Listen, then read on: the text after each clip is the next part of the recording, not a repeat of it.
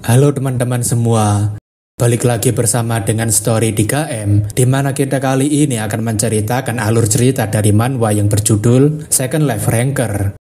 Baiklah, tidak perlu berlama lagi, langsung saja kita masuk ke dalam alur ceritanya. Jungwoo ingat jika catatan adiknya mengatakan jika dia bersenang-senang di lantai 11, tapi baginya ini adalah sesuatu yang tidak menyenangkan. Selain itu, adiknya penuh dengan karakteristik, bahkan dia tidak melewatkan sehari pun untuk bersinkronisasi dengan Hwangsu. Oleh karena itu, adiknya mendapatkan salah satu naga terbaik di dunia ini, dan dengan kesempatan ini, dia menjalin hubungan dengan Kalatus. Di sisi lain, dirinya yang masih jauh dari itu, tidak seperti dengan saudaranya yang memiliki kepribadian tulus, dirinya bahkan kesulitan untuk mengurus sesuatu. Ada banyak cara yang diberitahukan adiknya untuk merawat telur Hwangsu, tapi masalahnya adalah atribut apa yang harus dirinya berikan pada Hwangsu. Jungwoo sebenarnya ingin memasukkan kekuatan kerusakan besar dengan mencampurkan atribut api dan angin.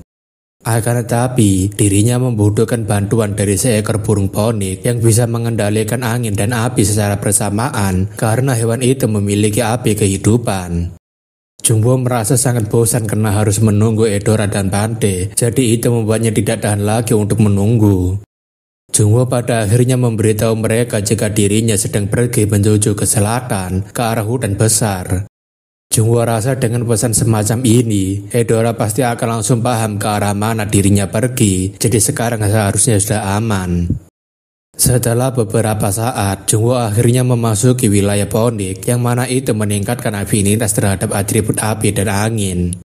Akan tetapi, tampaknya sistem memberitahu jika Ponik sedang mengawasinya dari suatu tempat yang tidak jauh dari sana. Jungwoo berpikir apakah sejak awal Ponik sudah waspada terhadapnya dan kenapa rasanya seperti dia mengawasinya dengan hati-hati. Setelah melihat ke sekitar area, Jungwoo melihat adanya sebuah gua di pegunungan dan pastinya itu adalah sarang Ponik yang mengawasinya. Ketika Jungwoo akan pergi ke sana, Ponik menyuruhnya untuk segera berhenti karena dirinya akan membunuhnya jika masih berani mendekat. Jungwoo mengatakan jika dirinya telah menempuh perjalanan jauh untuk bisa mendapatkan api kehidupannya, jadi dirinya kemari ingin diberikan ujian darinya. Akan tetapi, Ponik mengatakan jika tidak ada ujian bagi seorang manusia, jadi sebaiknya dia segera pergi dari sini. Jungwoo berpikir ada sesuatu yang aneh dengan tingkah Ponik, bahkan dia terlihat sangat sensitif terhadapnya. Karena curiga, Jungwoo langsung menggunakan sunpo-nya untuk masuk ke sarang Ponik, sembari mengatakan, "Assalamualaikum, Kang Paket sudah datang." Ponik tentunya mengatakan waalaikumsalam manusia kurang ajar yang seenaknya masuk ke rumah orang lain. Jungwoo kemudian menggunakan mata naganya untuk melihat kecurigaannya itu dan ternyata Ponik sedang menjaga telurnya. Jungwoo menanyakan apakah dia memiliki seekor bayi dan Ponik mengatakan agar dia segera pergi saja karena dirinya tidak memiliki waktu untuk berurusan dengannya. Jungwoo menanyakan apakah dia kehilangan telurnya, tapi Ponik tidak menjawabnya, dan Jungwoo mengatakan sepertinya tebakannya benar. Jungwoo menanyakan kalau dirinya bisa mengembalikan telurnya, apakah dia bisa memberikan ujian padanya, dan Ponik mengatakan apakah dia serius. Seketika itu, misi baru untuk Jungwoo akhirnya terbentuk, di mana dia harus segera mendapatkan telur Ponik yang dicuri sebelum waktu penetasan tiba. Jungwoo tentunya langsung berangkat mencari telurnya sembari mengatakan dirinya akan segera kembali bersama dengan anaknya. Beberapa saat kemudian, Jungwoo akhirnya telah sampai di titik lokasi para pencuri dan seharusnya mereka tidak jauh berada di sini.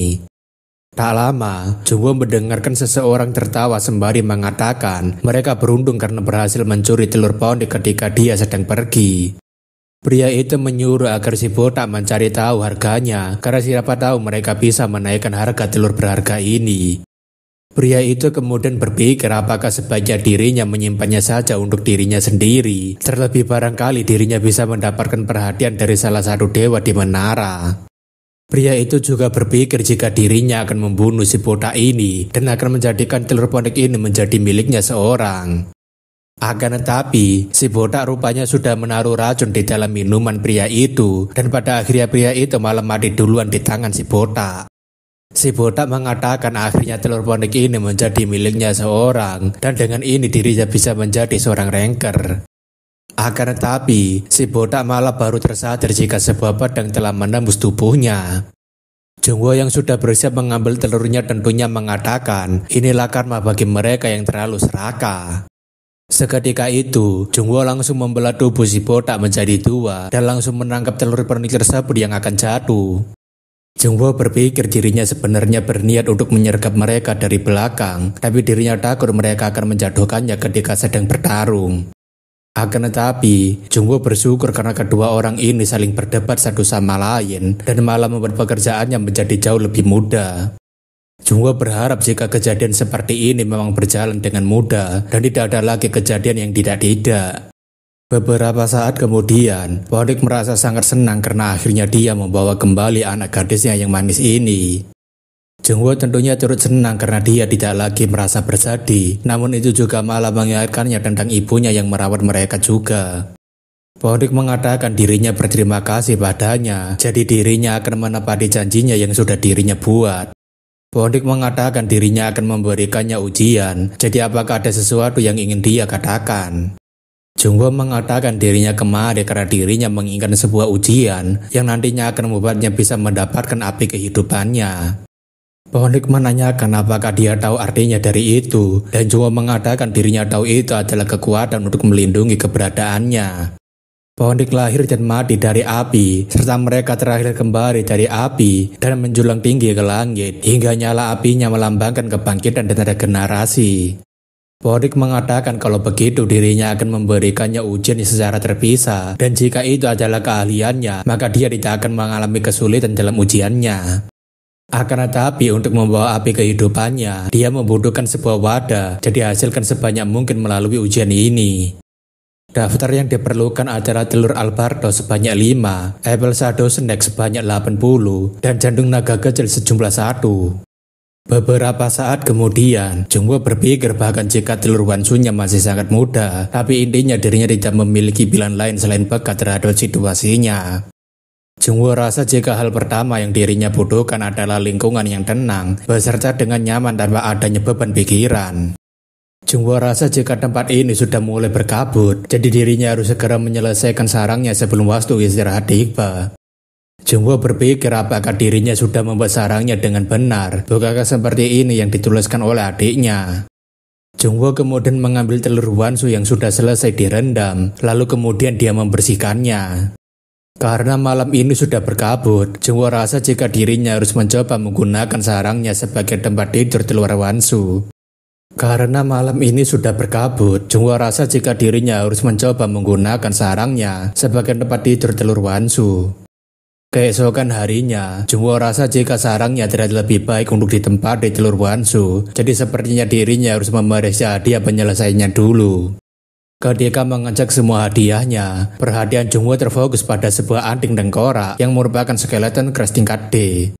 Skull Crash, sebuah jiwa penyihir voodoo bersemayam dalam tengkorak dan teriakannya tidak terdengar, namun setiap kali tertimpa kutukan akan meningkatkan kekuatan atribut kegelapan dalam jumlah kecil. Kalau Jungwoo membaca dari deskripsinya saja, maka benda ini adalah hadiah terburuk yang pernah dirinya dapatkan selama menaiki menara. Akan tetapi jika ini adalah sebuah artefak yang memiliki jiwa, maka tidak ada salahnya untuk mencoba skill baru yang dimiliki gelang hitam ini. Jungwoo kemudian menggunakan skill pemanggilan jiwa melalui gelang hitam, dan tampaknya anting tengkorak itu mulai meresponnya. Seketika itu, anting tengkorak menjadi pecah, dan sebuah energi misterius namun cukup kuat langsung terbentuk menjadi sebuah jiwa. Jiwa itu tampaknya masih terkejut dengan kebangkitannya, terlebih dia sudah bangkit menjadi seekor monster tengkorak. Jungwoo berpikir apakah dia adalah jiwa player, tapi apakah jiwa sepertinya akan memakan monster, atau haruskah dirinya melakukan beberapa eksperimen terlebih dulu. Jungwoo rasa jika dirinya tidak memiliki ikatan hubungan apapun dengannya, jadi sebaiknya dirinya mencobanya untuk menjadikannya sebagai bawahan. Jungwoo kemudian mengatakan jadilah pelayannya, tapi jiwa tersebut tidak menanggapi perkataan tersebut. Jungwoo sekali lagi mengatakan jadilah pelayannya, tapi jiwa tersebut malah berkata dirinya benci kematian berulang kali. Jungwoo kemudian berteriak agar dia menjadi pelayannya, sembari memancarkan auranya untuk menaklukkan jiwanya. Seketika itu juga, jiwa tersebut menjadi lebih tenang, namun tampaknya ada perubahan pada aura tubuhnya yang memancarkan kegelapan. Jungwoo berpikir entah bagaimana, tapi rasanya sepertinya dirinya sudah terhubung dengan jiwa ini melalui tali yang tidak terlihat. Jungwoo kemudian memberikan perintah agar dia duduk, dan jiwa itu tentunya menurutinya. Tapi Jungwoo kemudian juga mencoba berbagai macam perintah pada jiwa tersebut. Jungwoo berpikir sepertinya jiwa penyihir ini melaksanakan perintahnya dengan patuh, mulai dari perintah sederhana sampai perintah khusus. Terlebih lagi ketika dirinya menyuruhnya untuk memetik apel di tempat tinggi, dia bisa menggunakan sihir berskala kecil untuk mengambilnya, dan sepertinya ini adalah batasan sihir yang bisa dikeluarkan oleh penyihir voodoo tingkat rendah. Karena tidak ada tanda-tanda pemberontakan atau pengungkapan pendapatnya, sepertinya penyihir voodoo ini telah menjadi pelayan setianya. Jungwoo kemudian melakukan percobaan dengan berlari secepat mungkin, namun sepertinya tidak ada masalah pada bagian ini. Namun tetap saja jika dirinya dan penyihir ini berada di jarak 100 meter, dia tidak dapat mendengarkan perintahnya. Jungwoo rasa jika ada tali yang tidak terlihat antara dirinya dengan boneka voodoo yang tadinya cukup kuat namun melemah ketika jaraknya sedikit lebih jauh. Jungwoo berpikir jika dirinya harus memikirkan cara untuk memperkuat tali ini, dan sepertinya dirinya akan menamai tali ini sebagai tali boneka. Beberapa saat kemudian, Jungwoo mencoba melakukan sihir penyerangan yang bisa dilakukan oleh penyihir voodoo-nya. Jungwoo berpikir kemampuannya memang sedikit lebih kuat, tapi serangan fisiknya hanya sampai batas tertentu saja, jadi hanya akan berguna di beberapa situasi kecil saja. Jungwoo rasa dengan memberikan jiwa pada mereka akan membuat mereka memenuhi kualifikasi untuk berevolusi menjadi spesies yang lebih tinggi. Jungwoo rasa jika dirinya baru saja kepikiran untuk membuat pasukan kematian dengan menggunakan jiwa-jiwa yang dirinya tangkap. Jungwoo kemudian mengecek apakah dirinya memiliki koleksi jiwa yang bagus untuk membantu pasukan kematian pertamanya. Tak lama kemudian, Jungwoo memanggil 2 skeleton dari dalam penyimpanannya yang tidak lain adalah bos di lantai tutorial. Satunya adalah Gian Knol yang dirinya dapatkan dari lantai 6, dan satunya lagi adalah Vulka yang dirinya dapatkan di lantai 9. Jungwoo rasa jika kedua bos ini adalah yang terbaik di rintangan pemula, dan tidak ada salahnya untuk mencoba menggunakan hipotesisnya sebelumnya. Tapi sebelum itu, Jungwoo akan memberikan nama pada mereka agar mempermudahnya untuk memberikan perintah. Jungwoo kemudian memberi nama K pada Vulka dan 0 pada Gian Knol, serta penyihir voodoo dengan Bu. Karena Jungwoo telah memberikan nama pada mereka, maka tingkat kedekatan mereka meningkat dan juga meningkatkan kemampuan mereka. Jungwoo tak menyangka jika mereka akan sangat senang hanya dengan diberikan nama saja, jadi sepertinya itu seperti memberikan kehormatan pada mereka.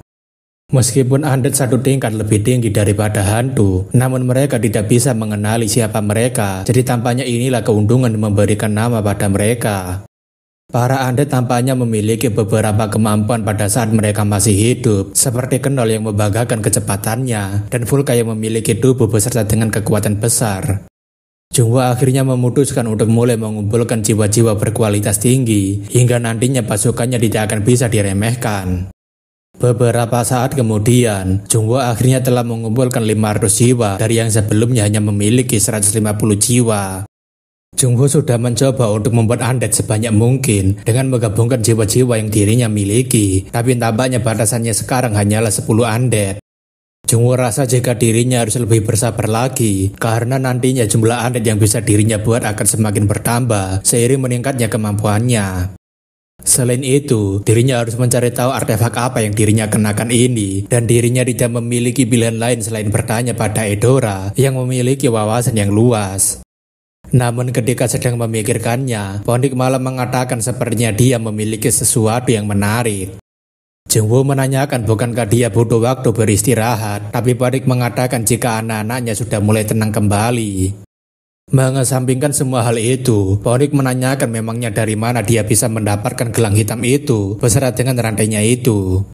Di tempat lain, seseorang bergumam jika dirinya sudah mengerahkan semua artefak yang dirinya miliki untuk bisa kabur darinya. Seandainya dirinya masih memiliki batu itu, Leonte yakin jika dirinya tidak akan mengalami kekalahan telak seperti ini. Leonte bersumpah entah apapun caranya, dirinya akan mencari batu itu kembali dan akan membalaskan dendamnya pada Bahal. Berita tentang perselisihan antara Red Dragon dengan Azure Sword menjabar dengan sangat cepat di seluruh menara, dan semua itu karena Leonde berhasil selamat dari serangan Bahal. Red Dragon dan Azure Sword adalah klan terbesar yang melambangkan menara, namun fakta bahwa keduanya memulai perselisihan itu menyebabkan perubahan besar di dalam menara. Pandai yang melihat berita tersebut tentunya mengatakan kenapa dirinya selalu mendengarkan berita seperti ini. Pandai sebenarnya hanya ingin menyelesaikan lantai 10 dan pergi ke lantai 11 dengan tenang, tapi para pemimpin klan itu malah membuat kekacauan dengan memulai peperangan.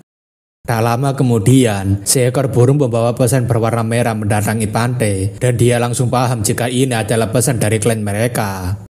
Pada akhirnya, Pandai dan Eudora memutuskan kembali ke klan mereka setelah menerima perintah untuk segera kembali. Para warga yang melihat mereka berdua sudah kembali tentunya menanyakan apa yang dilakukan oleh mereka berdua di sini. Para warga menanyakan apakah mereka kembali karena mendengar kabar jika menara belakangan ini sedang sangat berisik. Seseorang juga menanyakan apakah Nona Eudora sudah menemukan calon suaminya ketika sedang menaiki menara. Tak lama kemudian, pemimpin klan atau tidak lain adalah ayahnya Pandai dan Eudora, sembari mengatakan akhirnya mereka berdua sampai juga. Eudora mengatakan bukankah dia bilang ada urusan mendadak, jadi kenapa mereka malah sibuk bercocok tanam seperti ini? Ayah Pandai mengatakan kenapa putri kecilnya ini jadi lebih tajam saja padanya, dan Pandai mengatakan jika ayah sama sekali tidak peka. Pandai mengatakan jika dia sangat bersemangat ketika bisa berpetualang bersama dengan calon suaminya, tapi masalahnya ayah malah merusak suasananya dan membuatnya jadi kesal. Eudora tentunya langsung mengajar kakaknya yang tidak bisa tutup mulut, dan ayah Pandai mengatakan akhirnya dirinya mendapatkan kabar gembira, jadi haruskah mereka mengundangnya kemari. Ayah Pandai menanyakan apakah putri kecilnya ini bisa menceritakan seperti apa pria yang sudah mencuri hatinya itu, tapi Eudora tentunya tidak mau bercerita. Ayah Pandai mengatakan dirinya tidak tahu dari mana asalnya kepribadian sedingin itu, bahkan dirinya saja tidak bisa bercanda lagi dengannya. Nayu kemudian mengatakan alasan kenapa dirinya memanggil mereka kembali seharusnya mereka sudah paham jika situasi menara sekarang ini sedang tidak bagus. Pandai mengatakan bukankah ketika Ardia sedang dalam masalah, mereka juga tidak terlibat dalam urusan mereka, jadi kenapa ini bisa membuat ayah bergerak? Nayu mengatakan dirinya tadinya ingin membiarkannya saja, tapi sepertinya itu akan sulit bagi mereka. Nayu mengatakan mereka memutuskan untuk ikut berpartisipasi menjadi bagian dari tentara bayaran.